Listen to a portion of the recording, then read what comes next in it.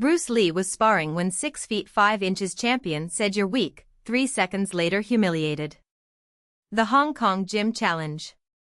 Sweat dripped down Bruce Lee's face as he moved with lethal precision between his sparring partner's punches. The sound of punches echoed through the gym, mixing with the rapid rhythm of his breathing. It was a hot afternoon in Hong Kong, and the air was thick with the tension of an intense workout. Bruce, then 24, was already a legend in the making, fast, technical and relentless. But that day, a new challenge would emerge from the shadows. A tall man, with broad shoulders and an imposing posture, entered the gym accompanied by 2 assistants. It was Jack the Hammer Donovan, heavyweight boxing champion of the United States, on tour in Asia. Standing 6 feet 1 inch tall and weighing over 100 kilograms of muscle, Donovan was a force of nature, known for knocking out opponents with a single blow. He watched Bruce for a few seconds, a cocky smile curving his lips. "Is that the prodigy from Hong Kong?" he asked, addressing one of the older students in the gym. "It looks weak. I bet you can't even last 1 round with me." The students looked at each other, uncertain. Bruce stopped training, drying his face with a towel. His dark eyes fixed on Donovan with a disturbing calm. "If you want to test your strength, champion, why don't you start with someone your own size?" said Bruce, pointing to a 6-foot local fighter. Donovan laughed, a deep, condescending sound.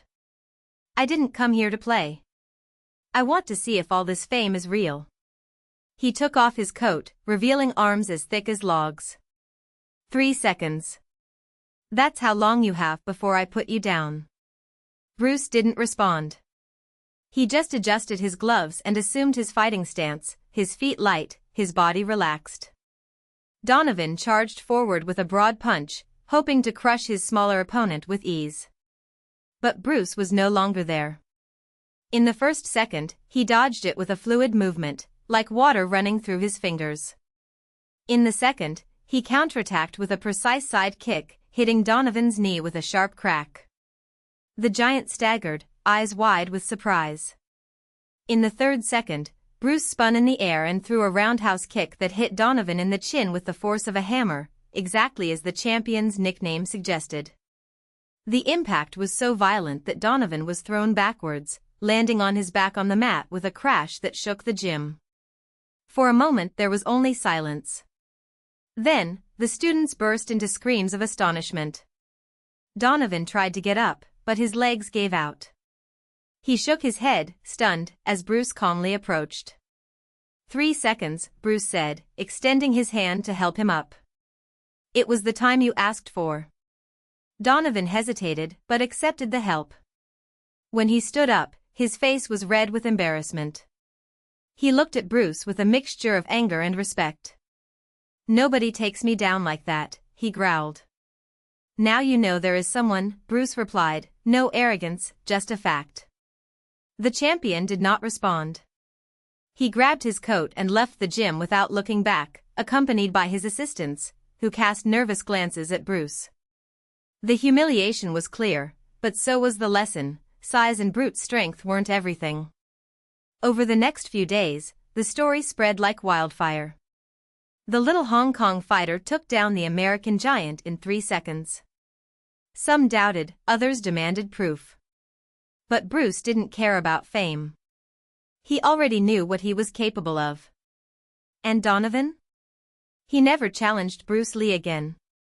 Years later, when Bruce had become a global legend, the champion would admit in an interview, "That day taught me that true strength is not in the muscles, but in the mind."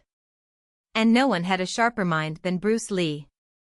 And so, with a single blow, a lesson was taught. And learned.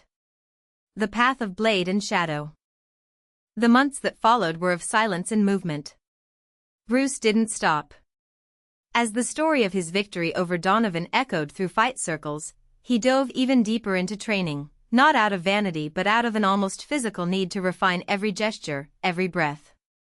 His Jeet Kune Do was not just a martial art, it was a philosophy in motion, and he knew there was still much to be discovered. But not everything was discipline and progress. One night, while training alone in the basement of his Oakland apartment, the door opened with a bang. 3 men entered, faces covered by cloth masks, movements calculated. Bruce wasn't scared. He just stopped, his hands relaxed at his sides, his eyes fixed on the leader of the group, a tall man, with broad shoulders, whose way of walking betrayed a fighter. "You have something that doesn't belong to you," said the man, his voice hoarse, almost a whisper. Bruce raised an eyebrow. "And what would that be?" The man took out a knife with a curved blade, twirling it between his fingers. "The secrets of Wing Chun. You stole techniques that are not yours to teach." Bruce laughed, low and humorless. "I don't steal. I learn. And if Wing Chun cannot evolve, then it is already dead." The man advanced. The knife sliced through the air in a deadly arc, but Bruce was no longer there. His body spun, his feet sliding along the ground as if he were dancing on ice, and a precise kick connected with his assailant's wrist. The knife fell, clanking against the concrete. Before the other 2 could react, Bruce had already disarmed the second with a blow to the elbow and knocked out the third with an elbow to the solar plexus. The leader, now unarmed, retreated, his eyes burning with hatred. "It doesn't end here. It ends when you understand that the fight is not about possession," Bruce replied, picking up the knife from the floor and examining it curiously. "It's about flow. Like water." The men left as quickly as they entered, leaving behind only the echo of their threats. Bruce knew this was just the beginning. Traditional martial arts schools did not look kindly on his revolutionary approach. To them, he was a heretic, a traitor who mixed styles and taught foreigners. But Bruce didn't care about their rules. He saw beyond. The challenge of shadows. Threats became more frequent. Anonymous letters arrived at his school, some with hateful words, others with promises of violence. One day, when he opened the door to his dojo, he found a dead crow hanging by a thread of red silk, a clear warning. But Bruce didn't back down. Instead, he doubled down on training his students, teaching them not just to fight, but to think, to anticipate, to become immune to fear. Then, on a humid San Francisco afternoon, they came. This time there were not 3. There were 12. Men from different schools, united by a single purpose, to humiliate him, to break him, to prove that his philosophy was a sham. They broke into the dojo while Bruce was teaching a class, the doors being kicked in. His students, young and inexperienced, backed away, frightened. Bruce, however, remained in the center of the room, calm as a windless lake. "Did you come to fight?" he asked, his voice calm. "Or to learn?" The leader of the group, a scarred-faced Tai Chi master, spat on the ground. "We came to show that your art is nothing more than street tricks." Bruce smiled. "Then let's see." What followed was not a fight, but a demonstration. Every blow the men threw was deflected, every attack was met with surgical precision. Bruce didn't fight them, he guided them, using his own strength against them. One by one, they fell, not from brutality, but from exhaustion, from the frustration of not being able to touch him. When the last man gave up, kneeling on the mat, Bruce held out his hand. "Do you still want to learn?" The Tai Chi master looked at him, pride hurt but something else shining in his eyes, respect. "Perhaps." The last lesson. Years later, when Bruce Lee was already a legend, a film, a myth, he received a letter. It was from a man who signed only as the Crow. Inside, a single line. "You won. But the fight never ends." Bruce smiled, burned the letter and returned to his training. Because he knew the truth, the fight was not against others. It was against stagnation, against fear, against the limits that people imposed on themselves. And as long as there was a student willing to learn, an opponent willing to challenge, the fight would continue. But he had already won. Because, in the end, the greatest victory was not over others. It was about himself. The last lesson. Years later, when Bruce Lee was already a legend, a film, a myth, he received a letter. The envelope was simple, with no return address, but the paper was black silk, as if it had been dipped in ink. Inside, a single line, handwritten with precise, almost surgical strokes. You won. But the fight never ends. Bruce recognized the handwriting immediately. It was the same one he had seen years before, scrawled on a note left on the Tai Chi master's mat after a public demonstration in Hong Kong. At the time, the old master had been humiliated by a challenge that Bruce had accepted without hesitation, a silent duel, without an audience, where the young man of just 20 years old had disarmed the veteran with movements that looked like dancing, but cut like blades. The master had fallen to his knees, not because of his strength, but because of his precision, his saving of energy, the way Bruce anticipated each intention before his opponent's body even manifested it. The Crow, as the master was known in closed martial arts circles, was not a man of many words. His nickname came from an ancient Chinese legend, the crow that watches, motionless, before attacking with deadly precision. He didn't teach in schools, didn't give interviews, didn't compete in tournaments. He lived in seclusion in an abandoned temple on the outskirts of Kowloon, where he trained alone or with a handful of disciples who were sworn to secrecy. They said he had been an assassin in the service of a secret society, who mastered lost techniques of pressure on vital points, which he could kill with a single touch. Bruce had never believed everything he heard, but he believed enough. He smiled as he read the letter, folded it carefully and took it to the backyard of his home in Bel Air. There, he lit a match and watched the paper burn, the ashes scattering in the wind like dry leaves. It wasn't a threat. It was recognition. Corvo wasn't the type to forgive easily, but he wasn't the type to waste words either. If he said Bruce had won, it was because he had, in fact, won. But the second part of the message intrigued him. The fight never ends. Bruce knew what that meant. It wasn't about enemies, nor about rivals. It was about what came after the victory. The real challenge was not to defeat others, but not to let yourself be defeated by your own shadow. Tai Chi taught this: balance was not a fixed position, but a constant movement, a dance between yielding and moving forward. The Crow, even after being defeated, still moved. I was still searching. He still fought. And Bruce too. The return. 6 months later, Bruce received another letter. This time, the envelope had a symbol engraved in red wax, a crow in flight, its wings spread like blades. Inside, just an address and a date. He didn't hesitate. The temple was on an isolated mountain, surrounded by fog even at midday. The stone walls were covered in moss, and the iron gate creaked when opened, as if it hadn't been moved in decades. Bruce entered alone, his footsteps echoing in the empty courtyard. In the center, an elderly man, with white hair tied into a tight bun, was waiting for him in a motionless posture, Zhan Zhuang, the tree pose. His eyes, however, were open, fixed on Bruce like those of a predator.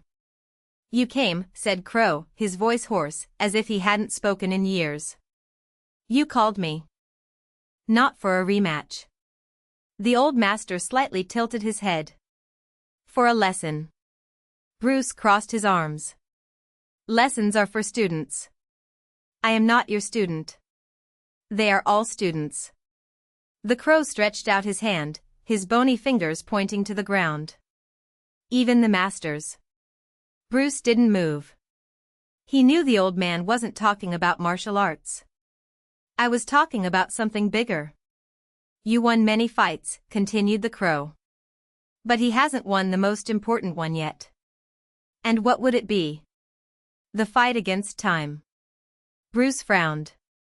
The Crow took a step forward, his bare feet sliding over the stones as if he didn't touch them.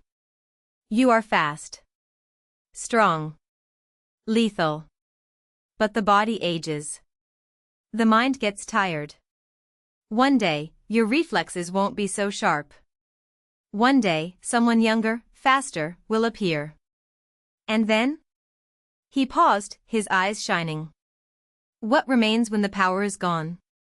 Bruce didn't respond. I knew the answer, but it wasn't one that could be put into words. The crow smiled, as if reading his thoughts. Tai Chi is not about winning. It's about lasting.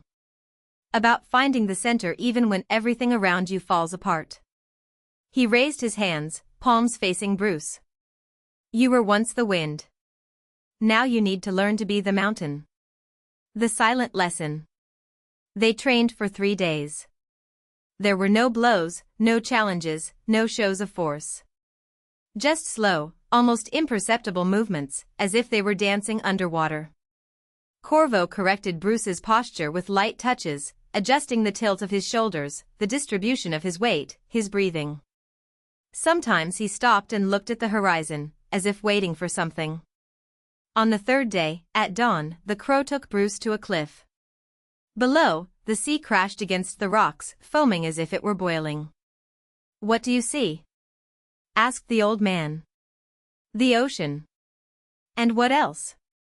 Bruce looked more closely. Among the waves, something moved. A dark, agile shape, leaping between the rocks. A crow. The bird took flight, its wings cutting through the air with precision, as if it knew exactly where to go. The crow followed his flight with his eyes, then turned to Bruce. The crow doesn't fight the wind. He uses it. Does not resist the current. He dominates her. He paused. You spent your life learning to attack. Now you need to learn not to be attacked. Bruce understood. It wasn't about defense. It was about fluidity. About not offering resistance to the inevitable, but directing it. What if I don't make it? He asked finally. The crow laughed, a dry sound, like dry leaves being stepped on. You already did it. He pointed to the sea. Look. Bruce followed his finger. Far below, among the waves, the crow had perched on a rock. But now, beside him, there was another. And another. Dozens of them, watching in silence. They are not here by chance, said the crow. They're waiting. Waiting for what?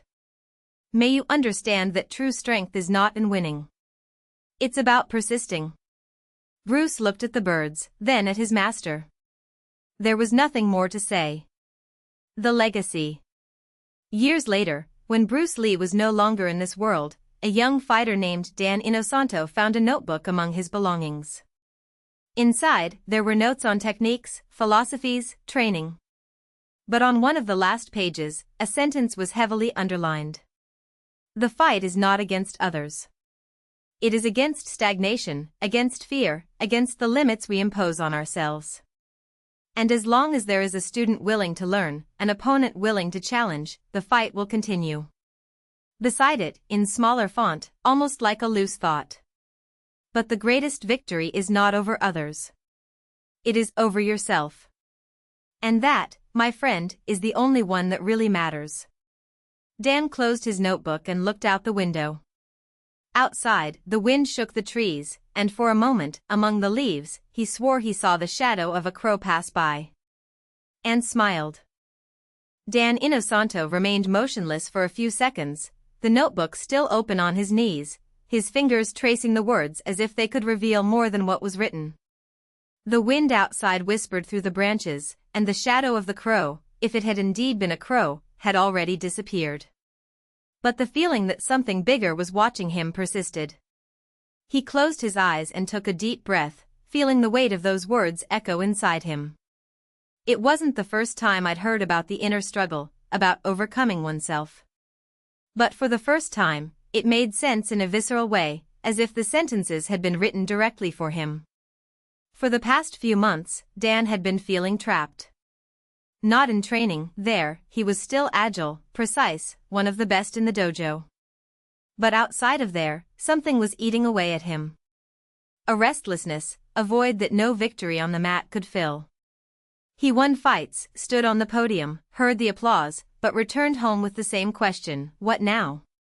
The notebook had no signature, but Dan knew who it was. Or rather, suspected. Years ago, an old master named Sifu Liang had passed through the dojo, a man with movements as fluid as water and eyes that seemed to see through people. He had only stayed 3 months, long enough to leave a deep mark on some students, and on Dan, more than anyone else. Liang never said much, but when he did, his words stuck. Like that phrase, true strength is not in muscles, but in the ability to reinvent yourself. Dan got up, put the notebook in his backpack and put on his kimono. The dojo was empty at that hour, just the echo of your own footsteps on the wooden floor. He positioned himself in the center of the mat, closed his fists and began to move. First slowly, as if rediscovering each movement. Then, with more intensity, as if each punch, each kick, was an answer to the doubts that haunted him. But something was different. Typically, Dan fought an imaginary opponent, visualizing an opponent in front of him. This time, however, he saw no one. Instead, he felt like he was fighting something inside himself, a slower, more hesitant, more fearful version of himself. With each blow, it was as if he was trying to break through a shell that trapped him. And then, in the middle of a movement, he stopped. In the mirror in front of him, he saw his own reflection. Not the confident fighter everyone knew, but a tired-eyed young man with an expression he didn't recognize. "Who are you, after all?" he thought. "What do you really want?" The question hit him like a punch in the gut. Over the next few days, Dan began to change. Not in training, there, he remained impeccable. But in everything else. He started waking up earlier, not to run or work out, but to sit in silence, watching the sunrise. He stopped avoiding deep conversations with his dojo colleagues, something he had always done for fear of appearing vulnerable. And for the first time in years, he picked up a notebook and started writing. They were not notes on techniques or strategies. There were loose thoughts, questions, doubts. "Why do I fight?" he wrote on one page. "What am I afraid of losing?" in another. Sometimes the answers came. Others, no. But the simple act of putting it on paper made him feel lighter. One night, while reviewing his notes, he found a blank page at the end of his notebook. Without thinking, he wrote, "The greatest fight is not against others. It is against the voice that tells you that you are not enough. And the greatest victory is not winning a medal, but realizing that you already had everything you needed within yourself." When he finished, he felt a chill. The words seemed familiar. Very familiar. It was then that he remembered Sifu Liang's notebook. Weeks later, Dan received a letter. It had no return address, just your name written in elegant calligraphy. Inside, a simple note. * Dan. If you're reading this, it's because you found the notebook. And if you found the notebook, it's ready. Come see me. The road is long, but the journey is worth it. Sifu Liang *. Below, an address in a city 3 hours away. Dan didn't hesitate. The next day, he took a bus and left. Sifu Liang's house was high up on a hill, surrounded by ancient trees. It was simple, almost Spartan, wooden walls, a small garden with carefully arranged stones, and the smell of green tea in the air. The master was waiting for him on the porch, as if he knew exactly when he would arrive. "You took a long time," said Liang, without smiling, but with a sparkle in his eyes. "I needed to be ready," Dan replied. Liang nodded, as if that was the answer he was expecting. "And is it?" Dan looked around, feeling the wind caress his face. He remembered the struggles, the doubts, the sleepless nights. He remembered the notebook, the words, the crow. "I think so," he said finally. "But I still have a lot to learn." Liang smiled, a slow, knowing smile. "We all do." And, with a gesture, he invited Dan to enter. Inside, the floor was covered in weathered tatami mats. In the center, a single object, an old mirror, slightly fogged. "The fight continues," Liang said. "But now, you know who against." Dan looked in the mirror. And, for the first time in a long time, he didn't see a fighter. He saw himself.